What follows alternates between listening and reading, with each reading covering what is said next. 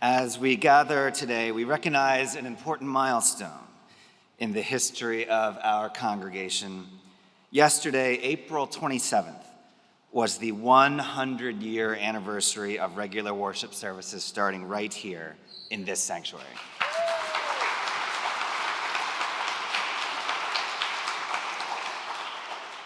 For 100 years, people have come into this place physically and now do so virtually as well, bringing their joys and sorrows, their fears and their aspirations. May we feel their presence as we consider our present and future. We light our chalice today in honor of the ancestors. I invite you to rise in body or spirit and join in our opening hymn, Enter, Rejoice, and Commit.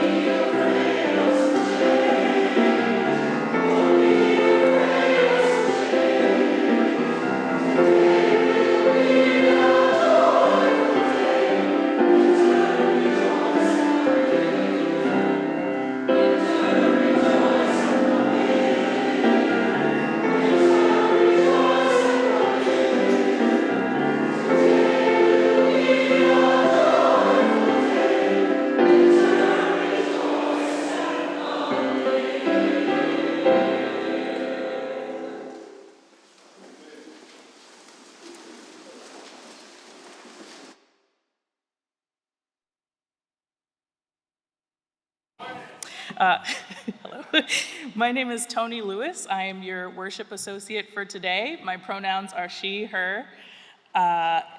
Thank you for being here. I hope this space can be whatever you need it to be today, whether you are looking for reflection, looking for comfort, for your heart to be uplifted, to catch up with old friends or to make new ones, or to be energized for whatever is coming next for you. Or maybe you just need a free cup of coffee after service because it has been a week. We are so glad you're here. Welcome. If you are visiting us for the first time or still feel new here, would you please raise your hand so we can give you an All Souls welcome?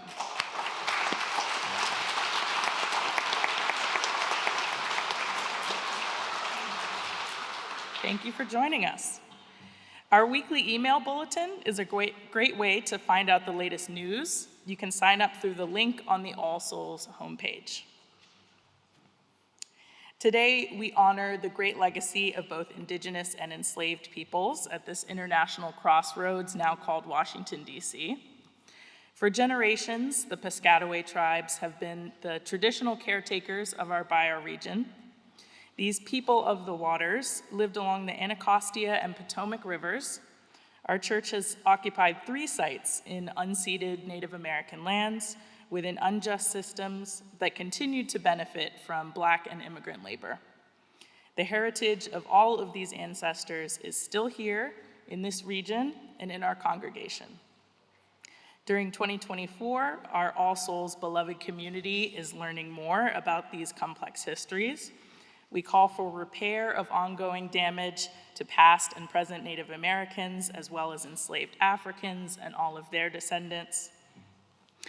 Now, our land acknowledgement helps us set an intention to educate ourselves and acknowledge that something should be done to remedy this harm. But our commitment to beloved community and the 8th principle also calls us to the doing. As we benefited directly and materially from stolen land and labor, the descendants of this wrong can benefit directly and materially from our time, talent, and treasure. I look forward to working with the All Souls Social Justice Ministries to make our ideological support concrete. Now, thank you.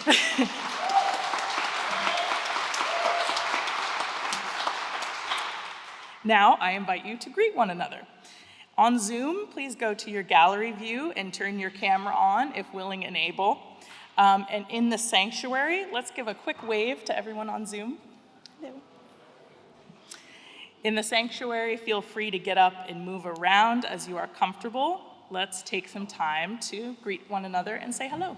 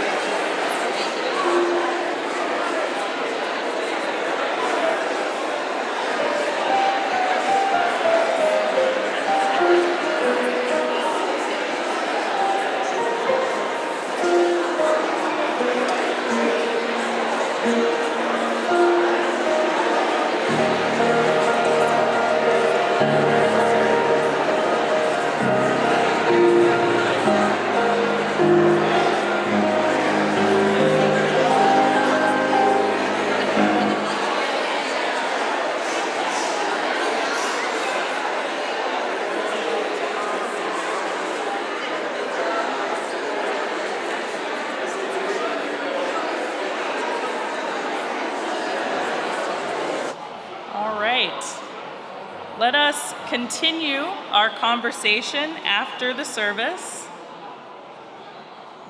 and welcome to All Souls.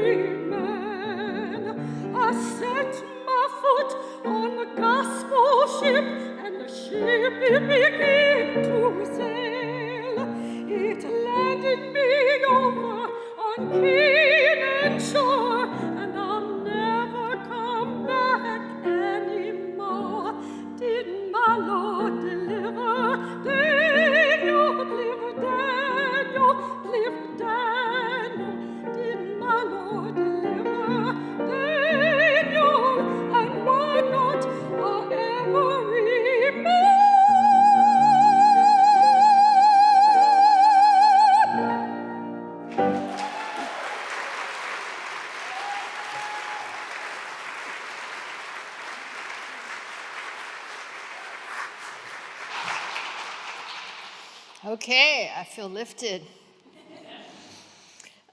Good morning.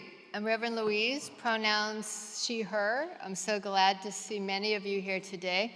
And I know a lot of you are home in your pajamas. I can see you through the camera in reverse.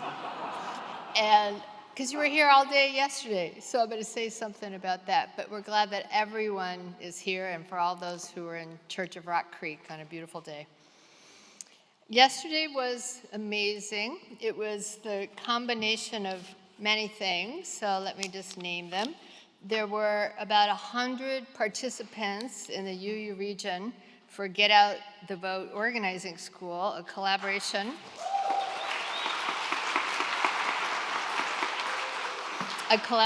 of REAP Project, UUSJ, UU the Vote, and League of Women Voters. Woo! Yay. There were 17 congregations from around the region, so that's amazing. In addition, there were 65 choir members and visiting choir members from the DMV UU churches gathered for music making and cross-congregation community building. And then there were tours of our historic building for about an hour with our incredible archives members. So it was a hub of gathering, as All Souls has so often been for 100 years in this building.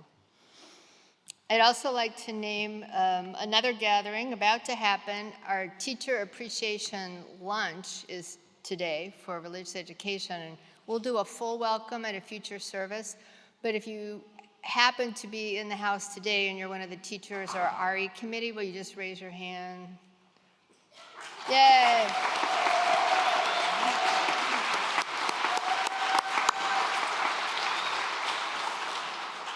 That's your pre-thank you.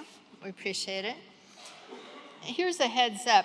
Next week, there is a right down to the wire reorganization of the annual Mother's Day plant sale. And the save the date in the order of services, do not save this date. This is not the date. It's a don't save the date. And the date is next week, Mother's Day, May 12th. And there's a table in Pierce today. Is that, no? No. 2 weeks, okay? Good Lord. The collapse of time-space is very confusing to me right now. So we're going to say 2 weeks. That's good. You have more time. There's a table there. And I so appreciate the robust lay committee that's come together to make this happen. If you're part of that, just raise your hand. Anybody working on plants? Anybody in the house?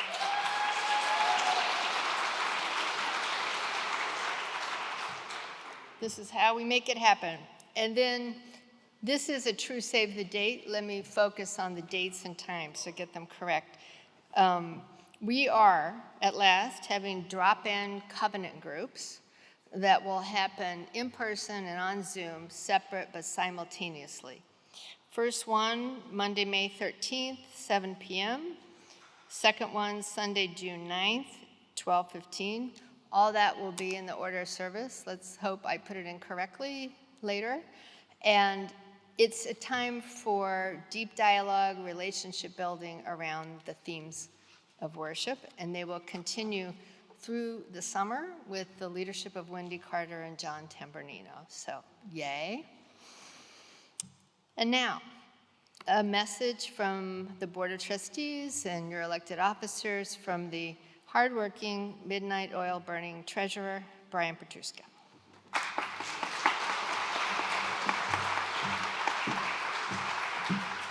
Good morning, All Souls. My name is Brian Petruska. I have the honor of being the church's treasurer. I'm speaking to you this morning to notify you about 2 items.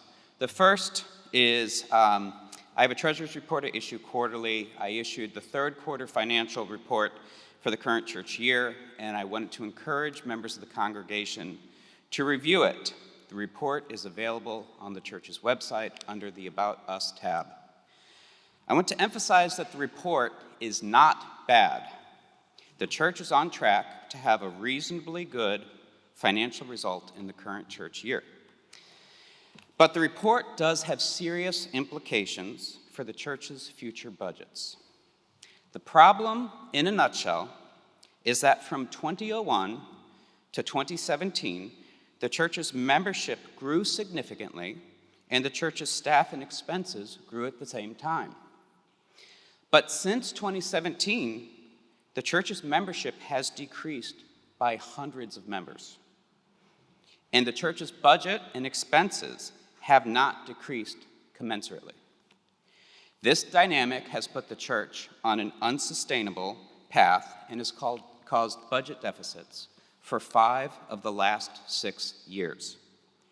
At this point, the problem has been clearly identified, and the church's leadership, myself, the rest of the Board of Trustees, the executive team, are all determined to address it. And we have put together a plan to restore the church to financial sustainability. In plain English, All Souls, I'm talking about budget cuts. I hope you will all agree that these are not decisions that should be made by church leadership alone.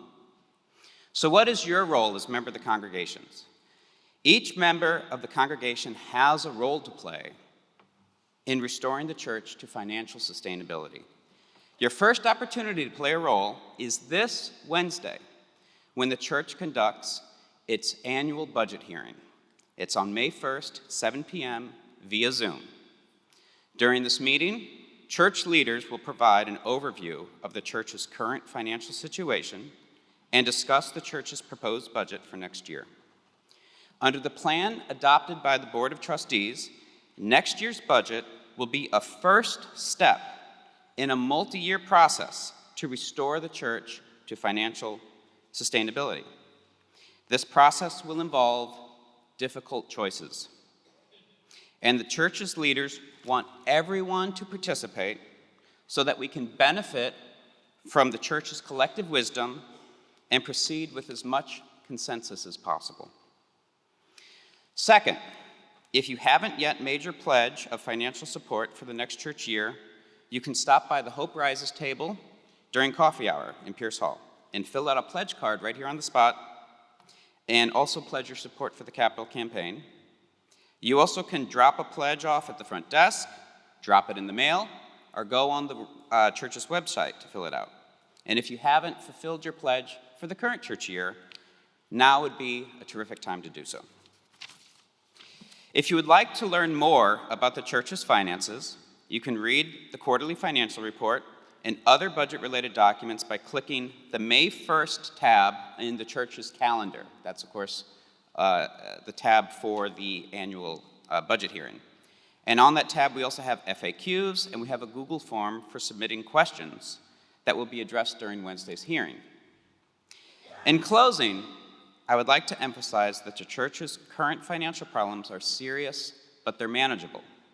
I am confident the church will not only persevere through these difficulties, but it will do so while also making the necessary repairs to preserve our historic building for years to come.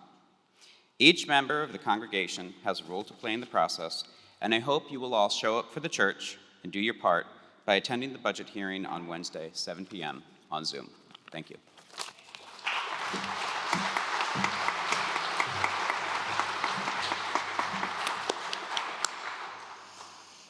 I so appreciate the many hard hours that the board has put in, the elected officers, the executive team, just being in these decisions with integrity and care. And I hope that each of you knows that this is the congregation that is yours as the people. And I'm glad for that invitation. Thank you. We move now to our time of congregational care. We offer some condolences to Mark Isaacson.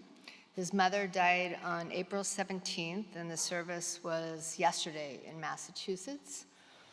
She was 86 years old and had just had a surgery that developed into pneumonia. So our love is with Eden and AJ, their kids, and Daniel Walth and Mark Isaacson, who are in Massachusetts now. More condolences to Bob Johnson, whose older sister died on Wednesday. She had just turned 90 this month and was in hospice care. So our love to Bob and Linda Gustitis, his wife, and the extended family.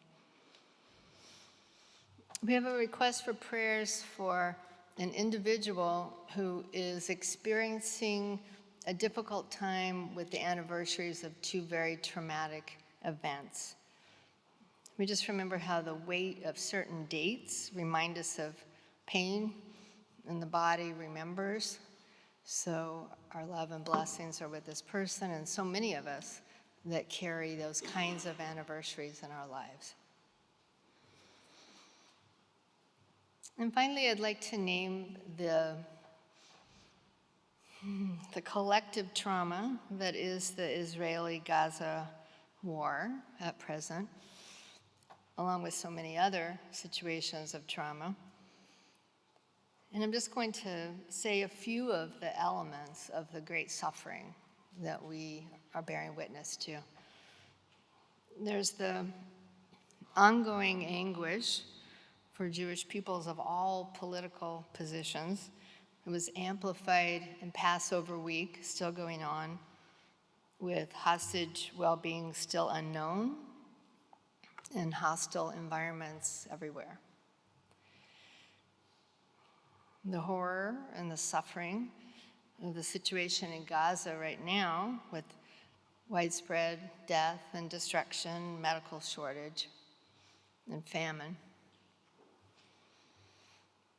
And then the rapid expansion of passionate student movements across the country and all the layers of emotions that come with that. We're thinking of students and families and faculty and administrators who are under painful pressures, and honor the deep resolve to build an ongoing movement in boycott, sanction, and divestment that is rising at this time in the midst of so much complexity and loss. So we hold this together in a difficult week with so many elements in it. I'm going to ask for your names and situations into this space aloud or in your heart. You can put something online into the chat. Just a moment for shared naming here.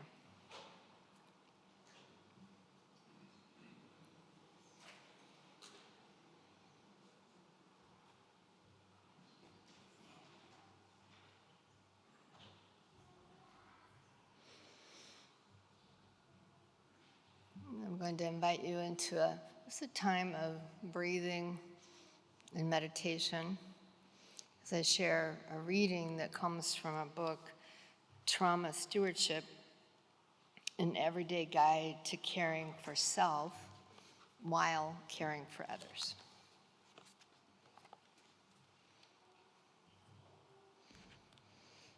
By now, we know that if we want to decrease the suffering in our world, we will need to learn a behavior that is fundamentally different from the ones that have caused such pain and destruction. We must open ourselves to the suffering that comes with knowing that there are species we can't bring back from extinction, children we can't free from abusive homes, climate changes we can't reverse, and wounded veterans we can't immediately heal. And yet, we must also open ourselves to the hope that comes with understanding the one thing we can do. We can always be present for our lives, the lives of all other beings and the life of the planet. Being present is a radical act. It allows us to soften the impact of trauma, interrupt the forces of oppression, and set the stage for healing and transformation. And best of all, our quality of presence is something that we can cultivate moment by moment. It permits us to greet what arises in our lives with our most enlightened selves, thereby allowing us to have the best chance of truly repairing the world. May it be so for ourselves, all of our neighbors, and all beings. Blessed be.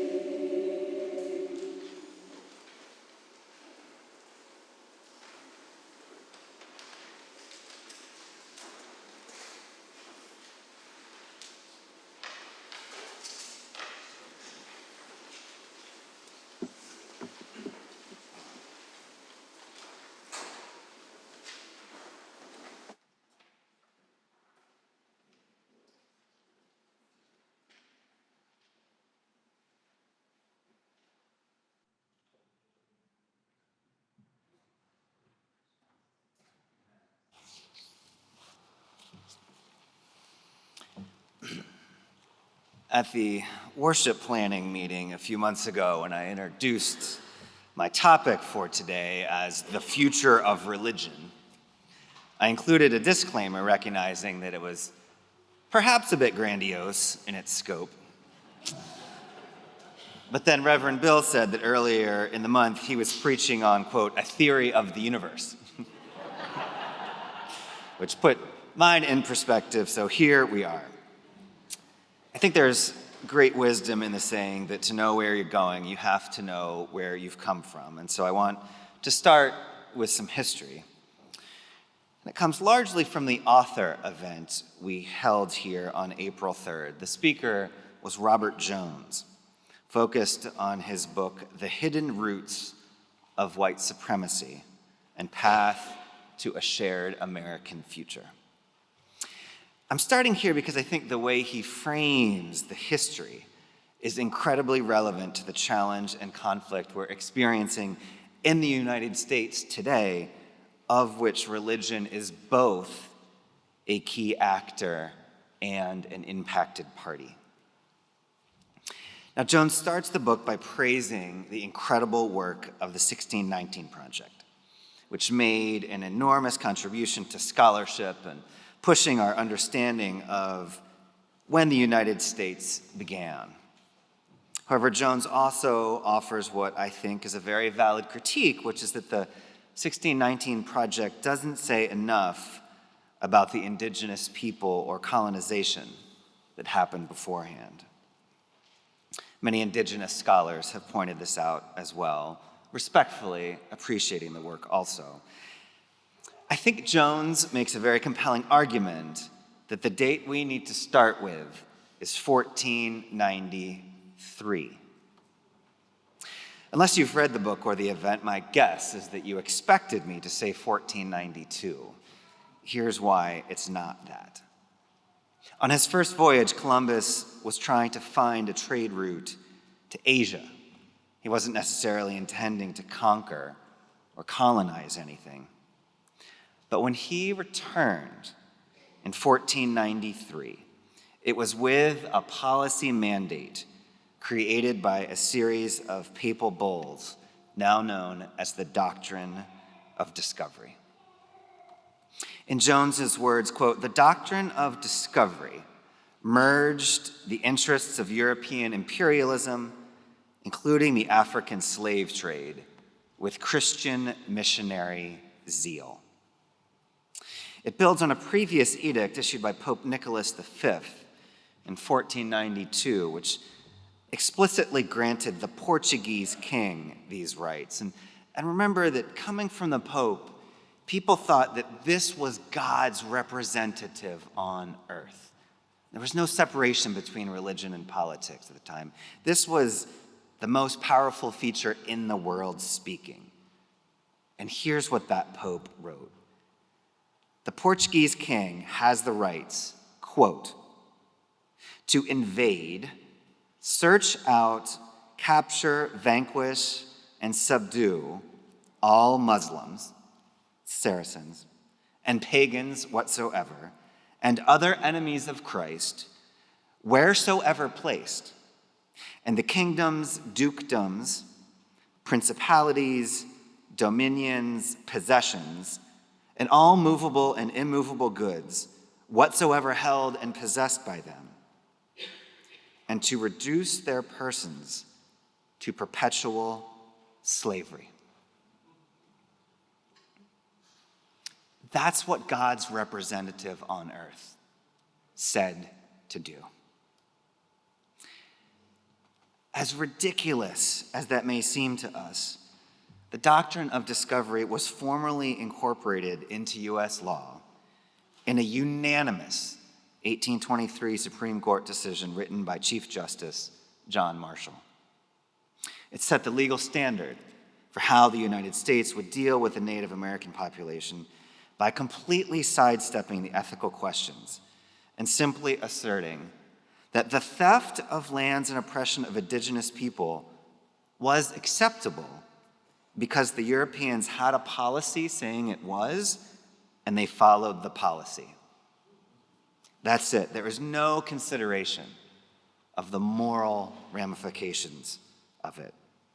And that was the rationale of the Chief Justice and every other member of the Supreme Court. And I think it's particularly telling that when the doctrine of discovery was invoked, it was done in a ritual, an actual ritual. It wasn't just a statement. It was a religious process. And so folks like Columbus, Hernando de Soto, others followed a religious ritual to steal and enslave. Now, knowing this helps us to recognize that 1619 ushered in a new chapter in American history, but it was not the beginning. Because by then, something had already been fully established, and it's the same thing that is playing out in US politics right now. An unrelenting sense of white Christian entitlement, which its adherents believe is directly ordained by God. Now, towards the end of the book, after highlighting some of Alexis de Tocqueville's very astute observations of the young United States, Jones writes, "We have not traveled such a great distance from Tocqueville's America. The spirit of the doctrine of discovery continues to haunt us today. We remain torn by two mutually incompatible visions of the country. Are we a pluralistic democracy where all, regardless of race or religion, are equal citizens? Or are we a divinely ordained promised land for European Christians? The confounding paradoxes, constant confusions, and violent convulsions of the present are signs that we have yet to choose between these two streams of American history." Now, given how much damage religion has caused, I think it's fair to ask, as many people have, should the whole concept of religion just be thrown out? Is this whole enterprise not so fundamentally flawed that it would be better to wipe the slate clean and start over? These are valid questions. And it's against this backdrop that all of us experience religion in this country and at All Souls. And in the swirl of these competing visions and the work we feel called to do towards equity, we're figuring out how to live the rest of our lives. We're dealing with health, family and friends, jobs, housing, love, loss, trying to feel grounded or balanced in a world that makes it very difficult. But clearly, we who are here believe that religion still has a value, but many have made a different choice. According to a book titled The Great De-Churching, published in 2023, about 40 million Americans have left religious institutions in the last 25 years. The pandemic only accelerated this trend. The folks who have left can be grouped into two major categories according to their primary reason for leaving. In an interview on WBUR Public Radio in Boston, the authors of the book say that the vast majority of these departures, about 30 of the 40 million, quote, left for very pragmatic and frankly boring reasons. You know, researchers want to find something juicy. But indeed, the reason for leaving religion cited by the most people was, wait for it, I moved. I moved. There couldn't possibly be religion in this new place. The number two reason is that attendance was inconvenient.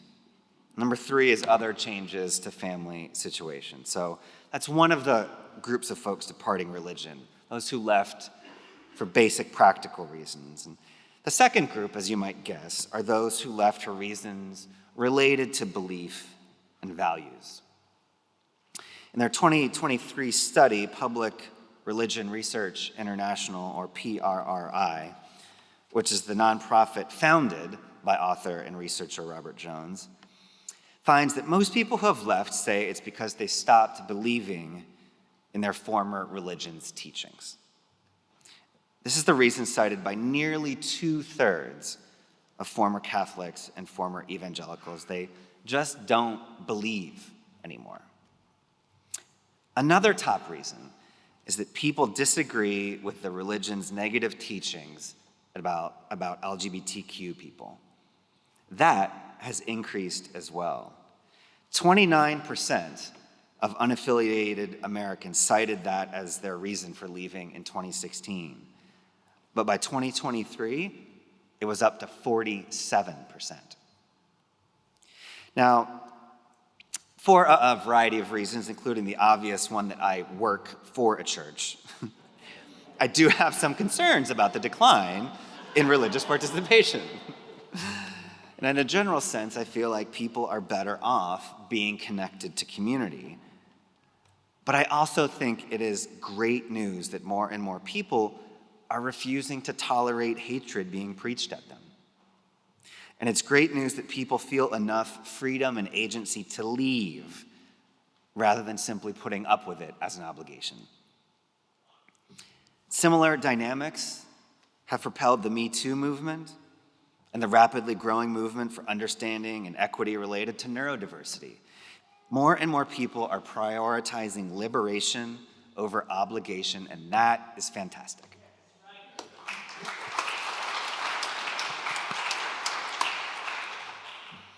And from my own experience working in many different social justice arenas, I can report that there are a growing number of people and organizations that are actively talking about white Christian colonialism as a root cause of today's problems. They're not all talking about the doctrine of discovery per se, although since April 3rd now I believe they should.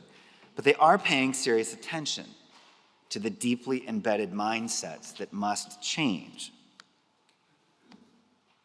So given all this positive work happening in secular arenas to repair the damage done by religion, we come back to the same question. Do we need religion, especially when its future and its sustainability is so uncertain?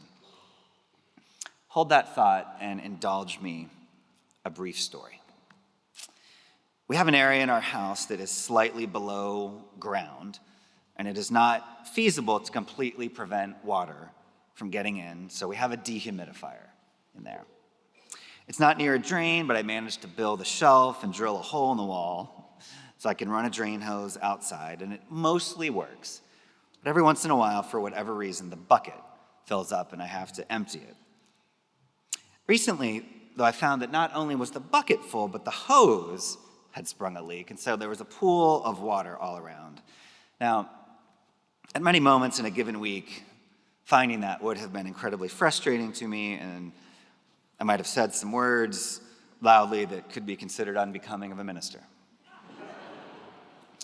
But in this particular case, I found myself marveling at the fact that very precisely the same exact thing was both the cause of and solution to the problem. The dehumidifier was the exact thing that caused the spill, and the dehumidifier was the exact thing I needed to remove the water. I think the same is true for today's topic. Yes, religion has caused an enormous amount of the harm, but I also think religion needs to be part of the solution.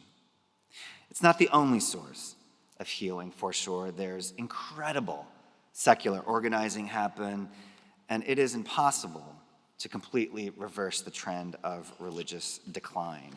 But I think we are an important part of the answer. Why? Because for some number of people, us here in this congregation, folks still attending similar congregations, and those who would join us if they knew about us, some number of people still want a place where community spiritual grounding and justice are present and considered together. A place to amplify joys and share sorrows, a place to explore the big questions about our identity and purpose, a place to build multiracial, multi-generational community, a place grounded in values that helps us to pay attention to what's truly important in life rather than just living at breakneck speed. And for me, and I think for many of you, I know for many of you, the work of addressing the impact of white Christian supremacy, the healing that needs to happen for both BIPOC folks and white people, it's soul work. It's not just intellectual or emotional. When I sit with people in vulnerable spaces in a religious setting, when we're talking about these dynamics openly, I can feel that it's coming from the core of our beings. These wounds are so deep. The way racism and oppression operates is insidious and relentless. And I just can't imagine trying to work on that without you. I can't imagine doing this work anywhere but in a religious community. Here's another piece of good news and a challenge. The good news is that among religiously unaffiliated young people who are seeking a spiritual home, according to the Christian Science Monitor, they are searching for faith communities that prioritize connection and self-discovery over conformity to tradition. That's good news, I think, because connection and self-discovery are core, long-standing values of Unitarian Universalism. The final part's a little trickier, because although we tend to intellectually view ourselves as not bound to tradition, we are still human, and any psychologist will tell you that humans are creatures of habit. So in this sense, claiming not to be bound by tradition actually makes us even more bound to tradition because we're not willing to admit it. And if we can't admit it, we certainly cannot change it.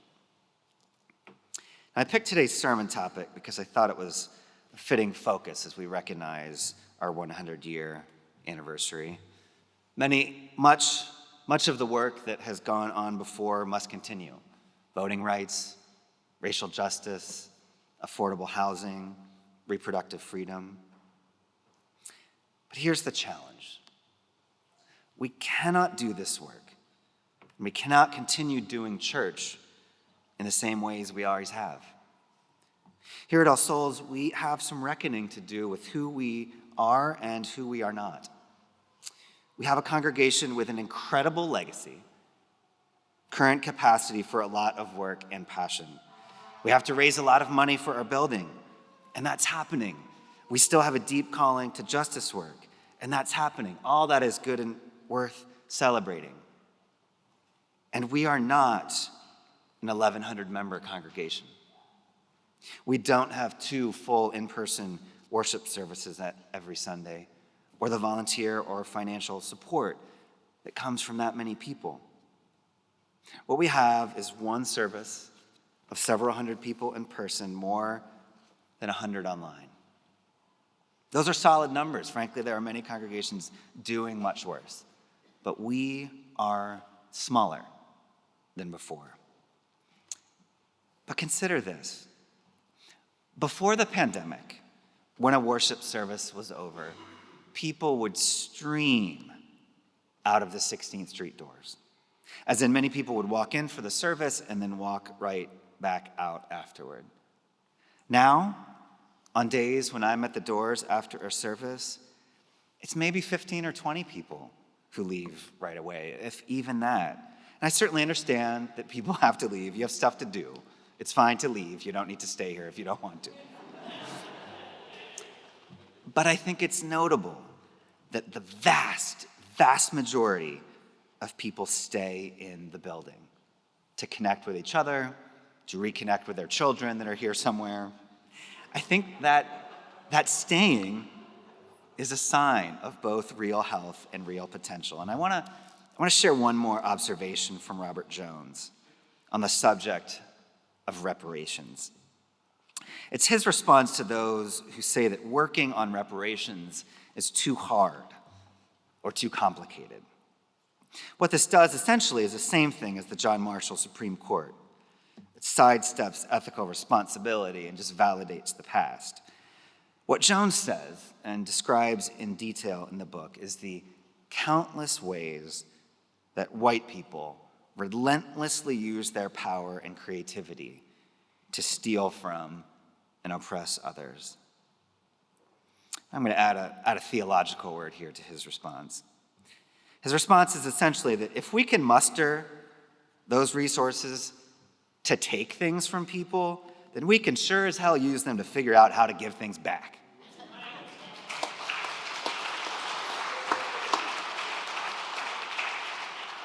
And that is work that we can only do together. And that is the path towards the other America, the pluralistic democracy. At the end of the day, friends, we don't know and can't know exactly what the future holds for religion. What we do know is that our congregation has existed since 1821. We're still here, and we still have work to do. Let us be informed and inspired by the past while we create new possibilities. Let us bring humility as well as passion, letting go of self-righteousness and pride in the past and refocusing on what our world needs now. People with open hearts and open minds, committed to love, committed to community, working towards collective liberation. Amen.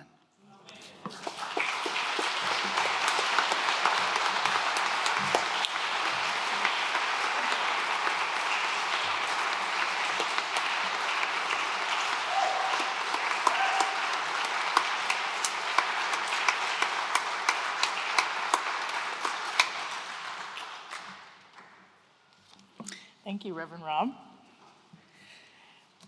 Being an ardent atheist never stopped me from waxing nostalgic about being raised Methodist. So if you will allow me to draw from what I know, a Bible verse that I grew up with came to mind when considering the future of religion. Matthew chapter 18, verse 20 says, "For where 2 or 3 are gathered in my name, there I am in the midst of them." And I heard this verse most often in reference to prayer circles or Bible studies, and of course, the my and the I referred to capital G God and doing capital H His will. But the context of the chapter itself has to do with holding community members accountable. So today, I consider this verse a reassurance that wherever 2 or 3 are gathered in the name of justice, in the name of truth, in the name of creating, maintaining, and calling in a community, there so shall be the Spirit of life, or at least something special. Thank you. So I have every confidence that whatever the future of religion looks like, we don't need much, just each other and our shared intentions. We're free to be creative and adapt as the world changes. We're free to be curious about what resonates with people. We can make meaning and make the world whole, and that is something special. And for me, I feel that at All Souls.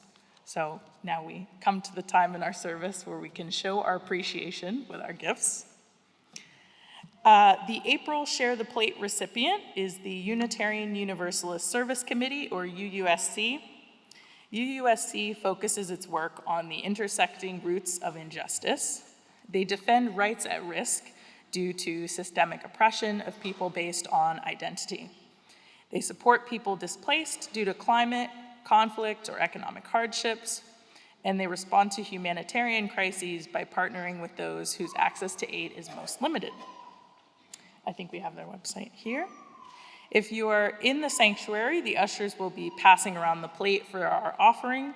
You can also text to All Souls by sending ASCU to 73256. If you're on Zoom, please click the link in the chat, which will direct you to All Souls online giving.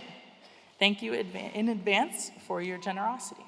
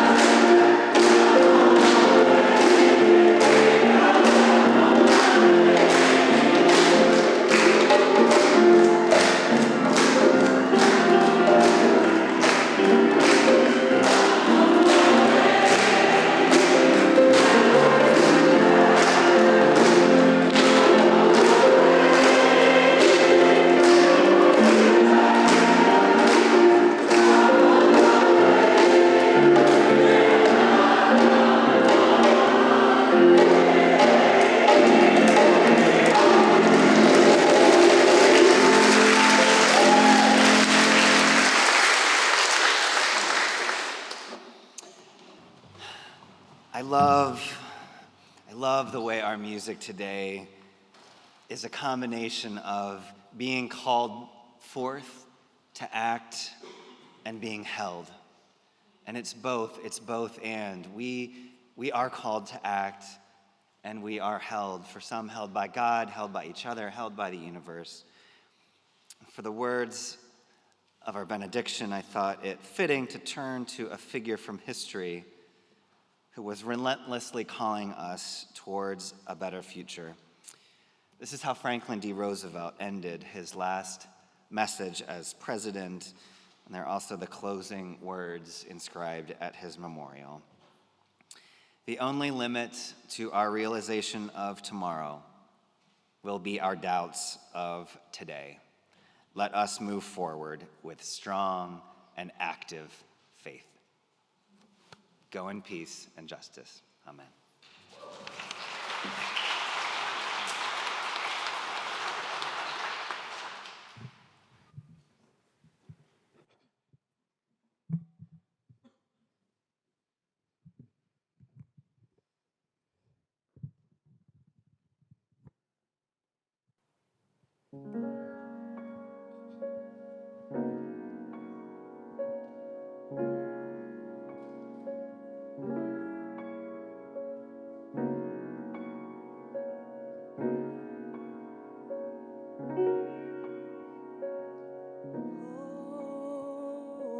Why should I feel discouraged?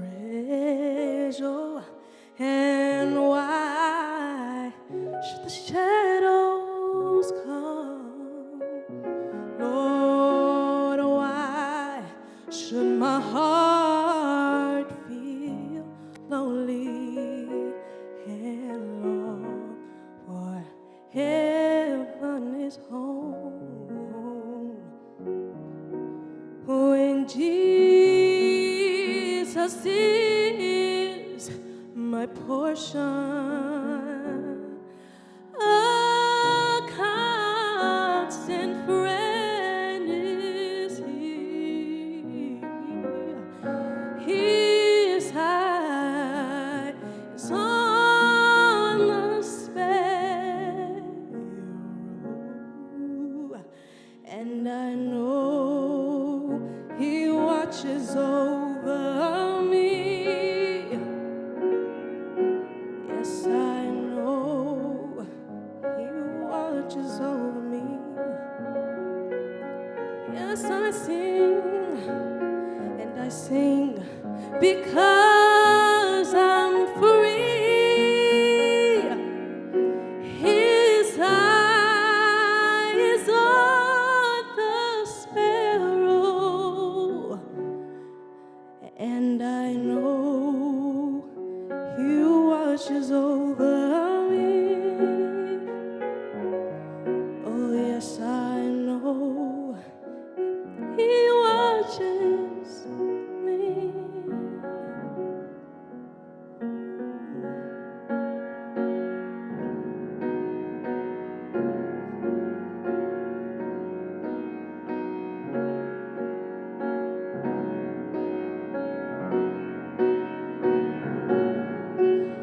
I sing because I'm happy, and I sing because I'm free. His eye is on the sparrow, and I know He watches over me. Yes, I know He watches over me. Yes, I know He watches